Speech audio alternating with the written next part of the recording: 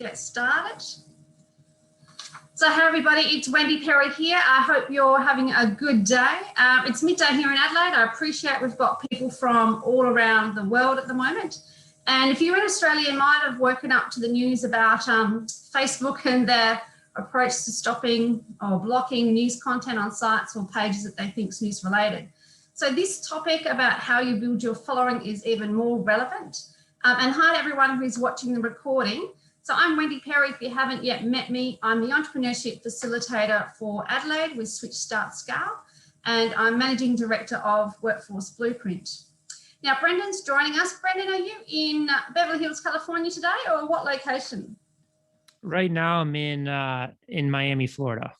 Oh, nice. And what time is it there for you? It is 8:30 p.m. Okay, well, I really appreciate you kind of staying up and coming on this call. And guys, just to give you a little bit of background, you know, over the Christmas, New Year break, you often read a book or two. Brendan's book was one of the ones that I read, which is, you know, he's the author of 1 Million Followers, how he built a following online of 1 million in 30 days. And I was massively impressed with what you had to say, Brendan. We've got a lot of, you know, entrepreneurs, startups, business people, industry reps and so on online who are really balancing between business and personal brands. And I was so thrilled that you agreed to come on and have a chat. So we're going to do this sort of like interview style, but everybody, I would love you to pop your questions into the chat box as we go through. And if you haven't yet met Brendan, I know some people might be meeting you for the first time, Brendan, but others may have already read your book. Everyone's really keen to learn from you today.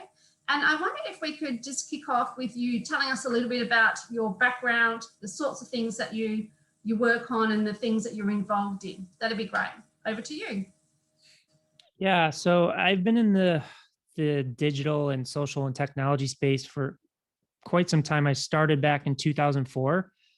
So I initially wanted to be a film producer. So I went to film school to hopefully learn about the business side of the film business and the entertainment business. But I quickly realized when I got there, they teach you nothing about business there.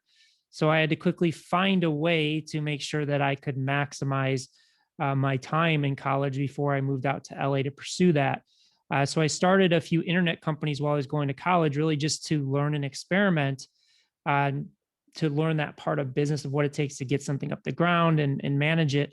And by the time I moved to Los Angeles in 2005, it's when the entertainment industry started to reawaken to digital after the dot-com bust.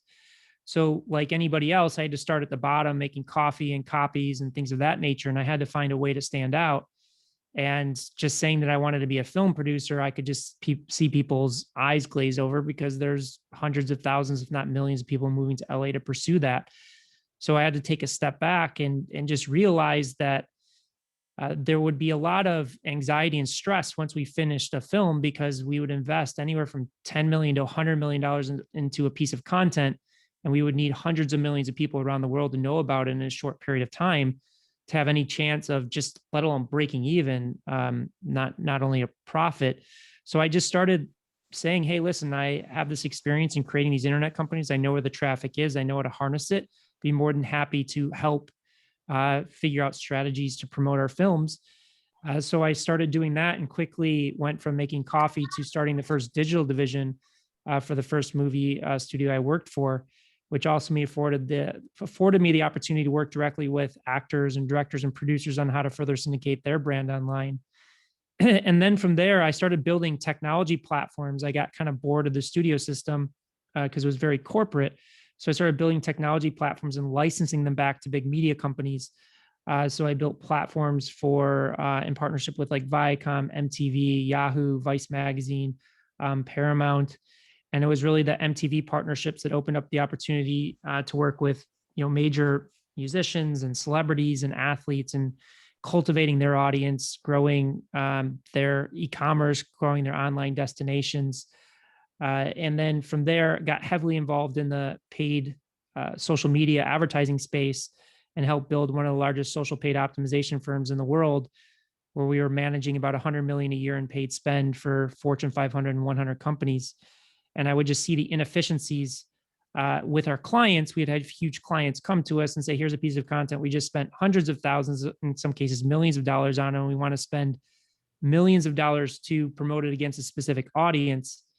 And when I saw this happening over and over again, I asked them the question, well, how do you know this content is going to perform, to the tune of betting millions of dollars on it? And 9 times out of 10, they didn't have an answer to it. And sure, for a huge corporation, like, you could lose a few times, but it's not a long-term strategy. And then I just thought about everybody else, the startups and the people that don't have these budgets. How can they be successful? And that's where I left and started building these set of testing methodologies on top of Facebook and Instagram to be able to test content at scale, to understand what content formats, themes, stories, trends work before you invest too much money into any specific direction. And that's where I went back to working with those corporations, integrated it, saw success with their key KPIs. Then I had athletes and journalists asking, could I use it to generate social followers? So I started doing that.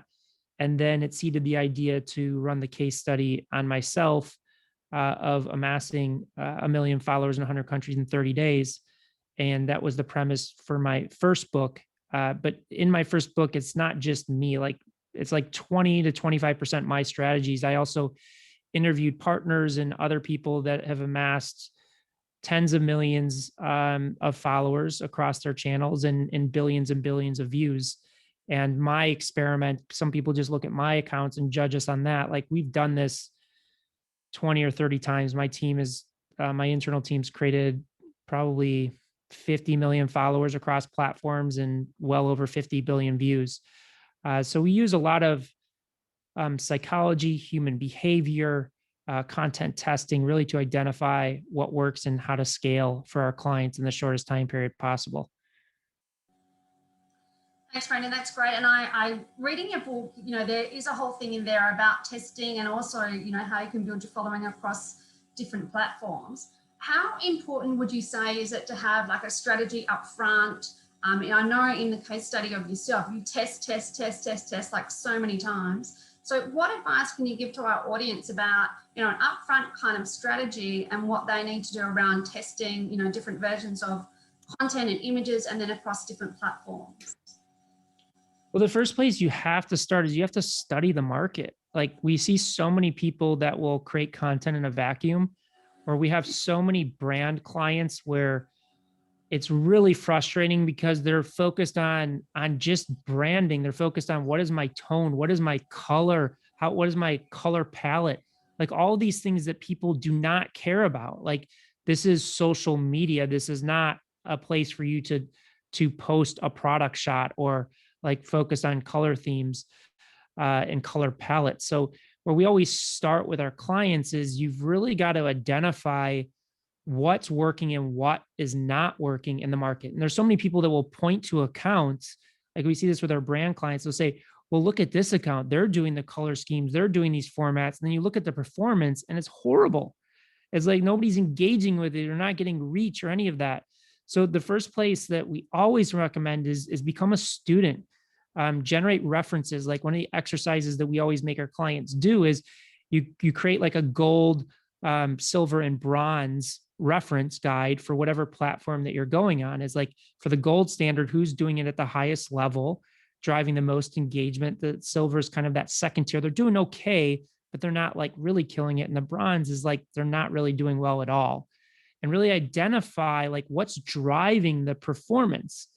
Is it the personality? Is it the format? Is it the content? Is it the hook around the content?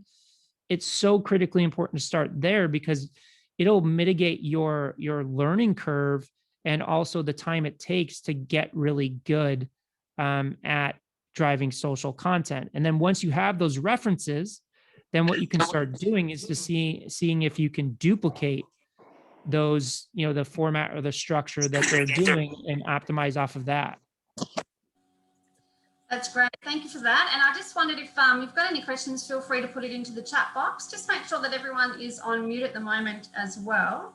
And Brendan, I guess the thing about the gold, silver and bronze, have you got any kind of like suggestions as to who we could point to or have a look at, case studies that you think are doing well at the moment? I mean, I know in your book, you have a whole heap of different examples that you kind of like share, and I went to sort of follow them and check them all out. But since then, has there been any kind of changes? Are there any standouts that you could maybe suggest we take a look at?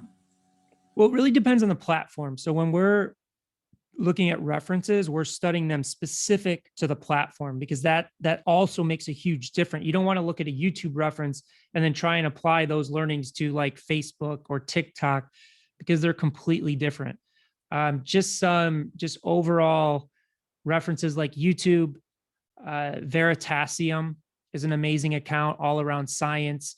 They do a great job. And my second book is called Hook Point: How to Stand Out in a 3-Second World. And so when I use this term hook point, it's all about how you capture attention in those first 3 seconds and get people to stop. So I just wanted to kind of put that out there. But like Veritasium does an amazing job with hook points. Yes Theory is another great one.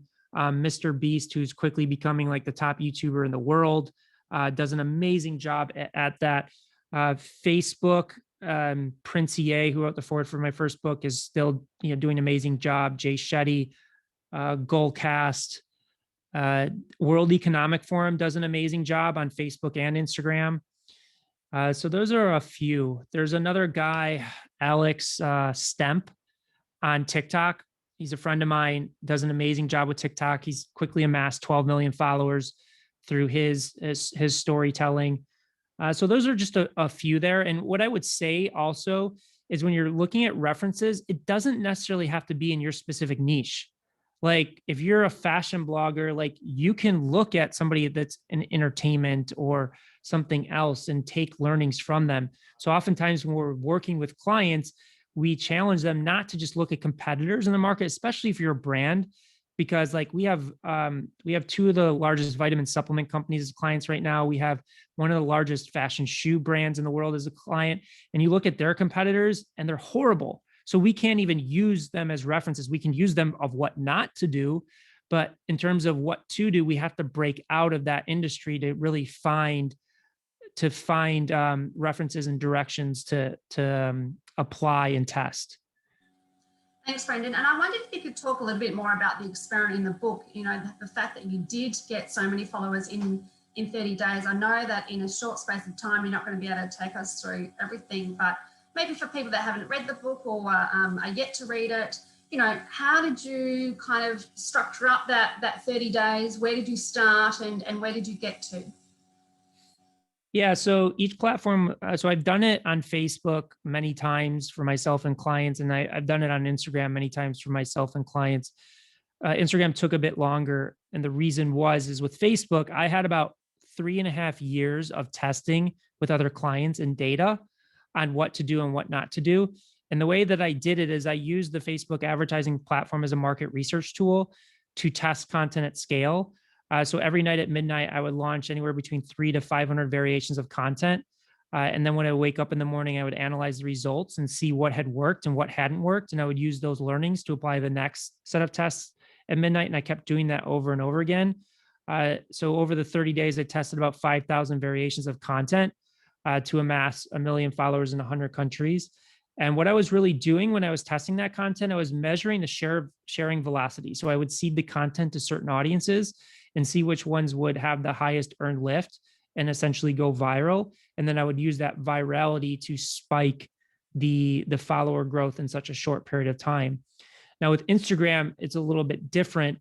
You can't do that type of testing with the ad platform because you can test it, but it doesn't yield followers because it's not really built around shareability. Like Facebook is a share-based platform. Instagram's not. So with Instagram, we took a different approach and created a different system where I have a partner that has 5 million followers. And what we would do is we would test different hook points and different content organically through his account to see which ones would yield the highest conversion of crossing over and clicking the follow button on my account or clients' accounts. And once we had a winning variation, then we have a network of between 10 to 15 accounts that all have millions of followers. And we would push the winning variation to all of those accounts to post natively and organically. And that's where we could amass, I think the most we did was 90,000 followers in 2 days. We did upwards of 300,000 followers in a single month. I'm sure we could push it up from there, but that's kind of uh, how we yield it there for those platforms. It's amazing. And I probably didn't sort of fully appreciate that you had all those partner accounts sort of going on. And I wonder about the time that it took to sort of get that content ready, like 300 to 500 kind of versions or variations. Did you have a team working with you on that? No, I did it myself. And it sounds crazy, but it only took me like an hour a day. It's not, I wasn't creating like 300 to 500 individual pieces of content. I would take a single piece of content and maybe test it 50 or 100 different ways. So what that means is I would test like the different headlines of it, different calls to action, whether I was pushing it to males or females, different age groups, different interest levels, what products or services they buy, what movies do they consume, what part of the world do they live in. So what it gave me is more chances to win. You know, like taking a single piece of content and testing it 50 ways, it gives you 50 more chances to win. And it also gives you more chances to learn what works and what doesn't work, because that's the smallest nugget of information or data you get back can mean all the difference in the world of taking your part to the next level. So it sounds like a crazy daunting task, but once you learn the system, it's honestly not that difficult. The most difficult part is analyzing the data and making creative assumptions of what to do next, because Facebook and Instagram and all these platforms will give you data, but they're not going to tell you creatively what to do with that data. Fascinating. And obviously you've got like deep kind of expertise and knowledge with all that testing on those other platforms too. In the book, I know you've got a chapter about LinkedIn, and a lot of people online are in that kind of professional services type space and building up their brand on LinkedIn as well. Can you give an example of how you might implement this type of method for professional services and networking on LinkedIn?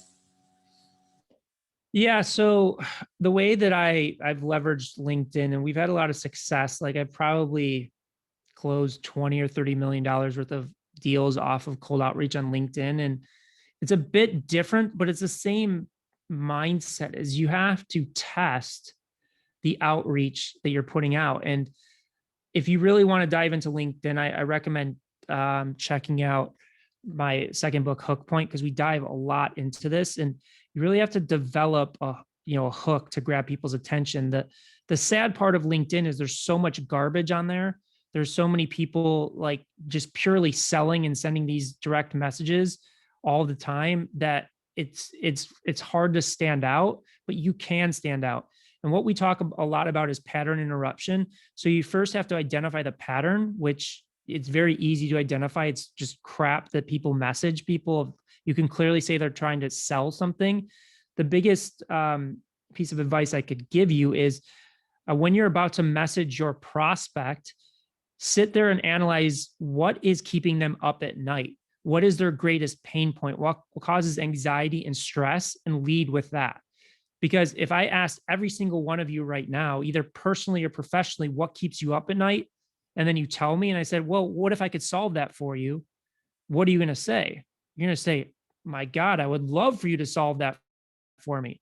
But everybody else on the platform, and I don't know if you guys have cold calling where you're at, but we hate cold calls because we pick up the phone and we know what's happening. They're trying to sell us on something.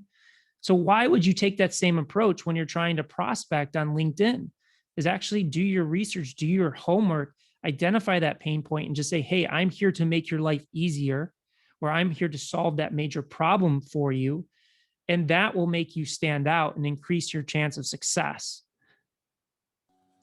That's great. And it's a good example. And guys, just in terms of the way that I reached out to you, Brendan, like it was a 1 or 2 line LinkedIn saying, hi, would you like to sort of speak to an Asia Pacific audience? And the fact that I sort of read your book, but it was really short and it wasn't salesy. It was more like an invitation. So I think that's probably a good example.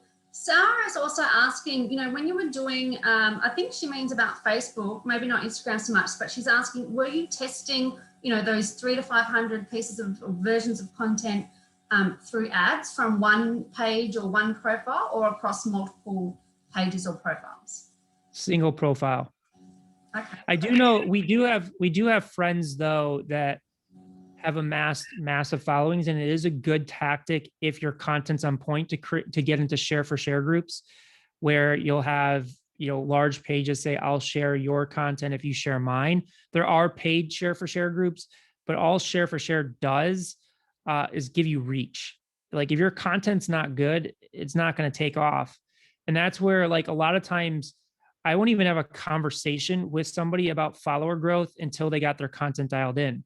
Because the biggest thing is you have to play to the algorithms. The algorithms control reach. Like if you got 1 million followers tomorrow, that doesn't mean you're going to reach 1 million people.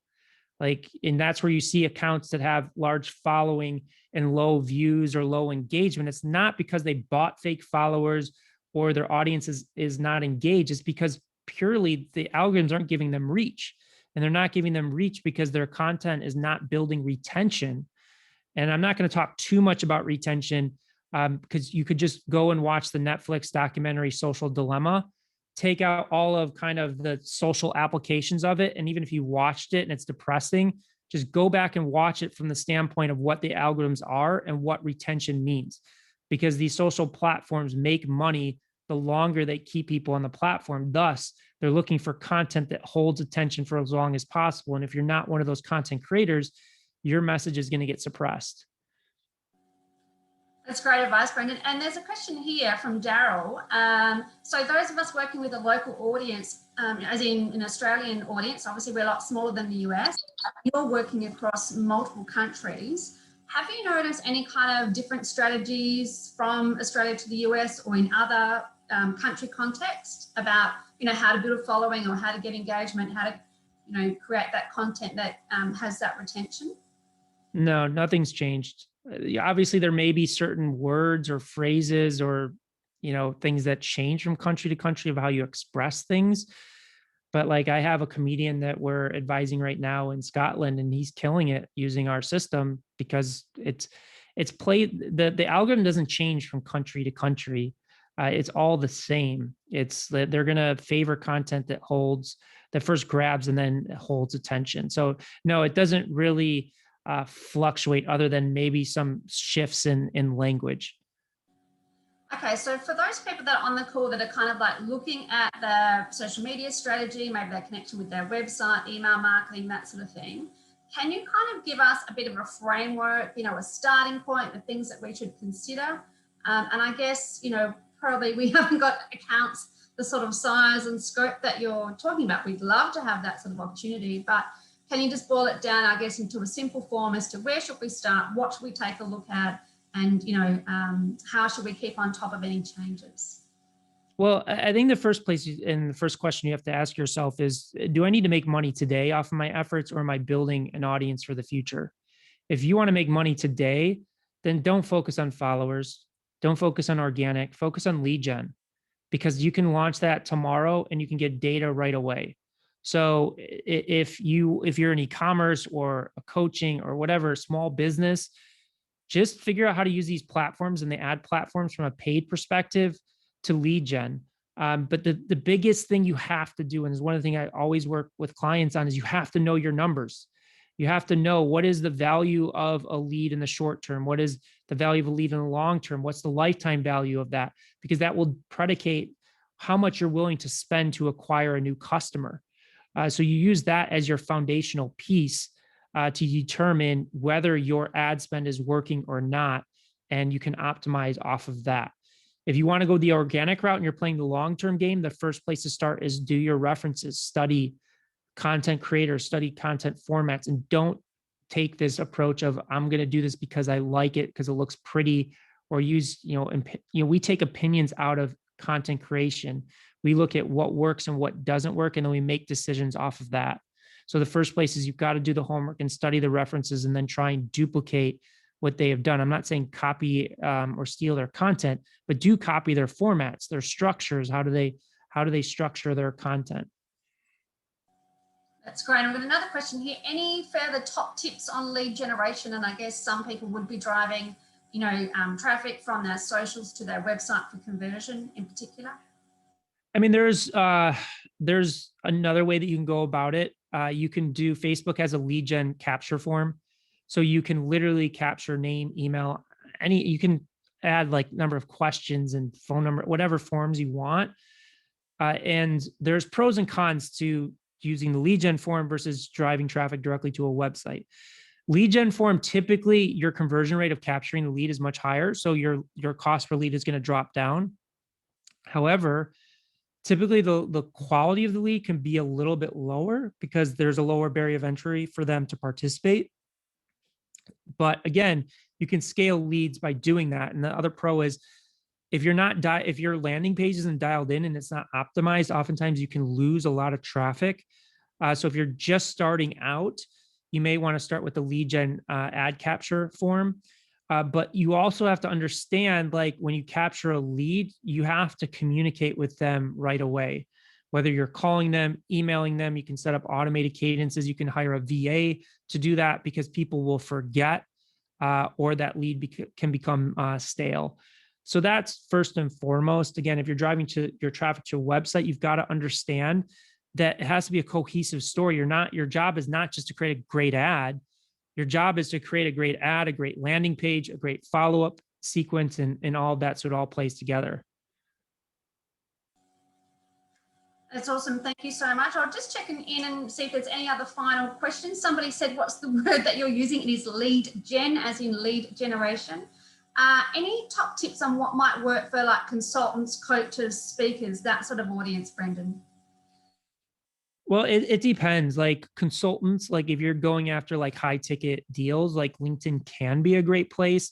But again, it's very saturated. So oftentimes what we'll do is we'll find their contact on LinkedIn, and then we can use like a platform like hunter.io to like look up their email address. And we found a lot of success of actually creating an email cadence through a CRM.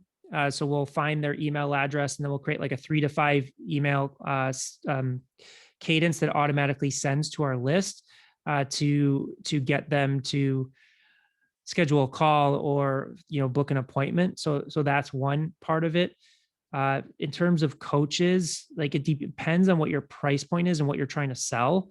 Like if you're going after high ticket, you need to find traffic sources that are a little bit warmer, like podcast, press, outreach on LinkedIn or email. Or you can, my business is really built off of turning cold traffic into warm traffic. And we use our books as lead magnets to generate leads at scale and then warm them up on the back end. So that's another approach that you can do. So those are just a few strategies. But again, I would say if you're focused on like a coaching business, service, or consulting business, I would check out the Hook Point book because we have a lot of detail there. And again, it's not just me. Like I interviewed like my friend that's made $1 billion off of social media ads selling products. I have one of the top creative directors in the world that's worked for Nike and all these people. One of my friends that's made $100 million off of LinkedIn outreach breaks down his strategies in there as well. That's fantastic. And then probably that's a good note to sort of end our chat on, Brendan, because people are asking where can they kind of access your books and can they get them via audio as well? Yeah, they're on, both of the books are on Audible. I can put links to like Hook Point. If you want to learn more about that, you can just go to hookpoint.com or 1 million followers. You can go to 1millionfollowers.com as well. That's great. And we do need to wrap it up. I know there's a couple of questions there. People are wanting to know about how to, stop being tagged as a spam or something like that. But maybe we can follow up with you, Brendan, afterwards with some further hints and tips. And I'll share it via email through Eventbrite, some links to some of those sources and what we've been talking about as well. Everybody, can we please give Brendan a virtual round of applause or a real round of applause for sharing his expertise, and I just love your books and what you've got to say there, Brendan. They are fantastic to follow, and I really appreciate you agreeing to be on the call today. You have a great evening. Thank you so much. Yeah, thanks. Take care. See ya. Bye.